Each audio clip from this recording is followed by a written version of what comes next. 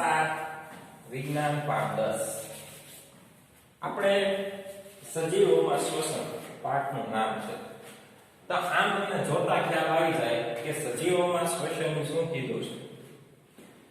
તો ધોરણ 7 માં તમે આવી ગયા, એટલા બધા 9 પાઠ સુધી ભણ્યા, ક્યાંક ને ક્યાંક અંશે શરીરનો સમાવેશ થાય છે, શ્વાસનો સમાવેશ થાય છે, શરીર શું છે, શ્વસન શું છે, એની વસ્તુનો ખ્યાલ તમને આવી જાય છે.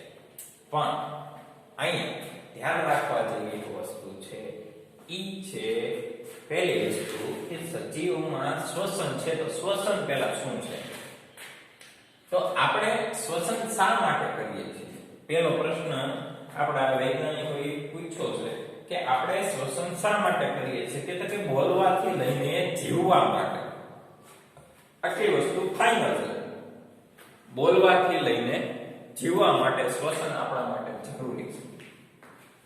કોષમાં ખોરાકના કણને તોડીને ઉર્જા મુક્ત થવાની પ્રક્રિયાને શ્વસન કહે છે. કોષમાં ખોરાકના કણને તોડીને ઉર્જા મુક્ત થવાની પ્રક્રિયાને શ્વસન કહે છે. કોષમાં ખોરાકના કણને તોડીને ઉર્જા મુક્ત થવાની પ્રક્રિયાને શ્વસન કહે છે. કોષમાં ખોરાક આવે છે એને તોડીને ઉર્જા મુક્ત કરે છે, એટલે કે ખોરાકમાંથી આપણને શું મળે છે? એનર્જી મળે છે, ઉર્જા મળે છે, શક્તિ મળે છે. પ્રક્રિયાને શ્વસન કહે છે. ઓક્સિજન લીધો, કાર્બન ડાયોક્સાઇડ છોડી દીધો. પ્રકાર છે એને ઓક્સિજનની મદદથી ગ્લુકોઝનું વિઘટન થાય તેને ઝારક શ્વસન કહે છે. ઓક્સિજનની મદદથી ગ્લુકોઝનું વિઘટન થાય તેને ઝારક શ્વસન કહે છે.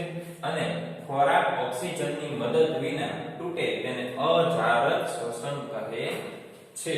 ખોરાક ઓક્સિજનની મદદ વિના તૂટે તેને અજારક શ્વસન કહે છે. બરાબર છે? તો આપણે શ્વસન શા માટે કરીએ છીએ? અહીંયા આપણે અને એના બે પ્રકાર. હવે શ્વસનની પ્રક્રિયામાં પેલું છે શ્વાસોચ્છ્વાસની ક્રિયા, એટલે કે સ્વચ્છ હવા શરીરની અંદર બહાર લેવાની પ્રક્રિયાને શ્વસન કહે છે. અને શ્વસનની આ પ્રક્રિયાને શ્વાસોચ્છ્વાસની પ્રક્રિયા કહે છે. એટલે કે શ્વાસોચ્છ્વાસની પ્રક્રિયાને શું તો કે શુદ્ધ હવા ઓક્સિજન આપણે લઈએ છીએ એ વાત જુદી છે કે આપણે અત્યારે માસ્ક બાંધીને કરીએ છીએ, ફરવું જ જોઈએ. બરાબર છે?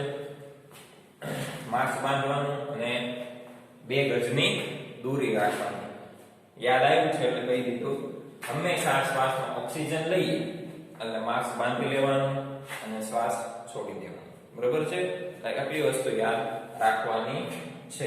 તો આ હતી સજીવોમાં શ્વસન અને એની પ્રક્રિયા. હવે નેક્સ્ટ આપણે શા માટે, શું કામ સજીવોમાં શું કામ, નિર્જીવમાં કેમ, અને આ સિવાય બીજું અંદર વનસ્પતિ કે પ્રાણીઓ આવે છે કે નહીં તેની ગણતરી આપણે નેક્સ્ટ લેક્ચરથી જોવાનું શરૂ કરશું. ત્યાં સુધી થેન્ક યુ.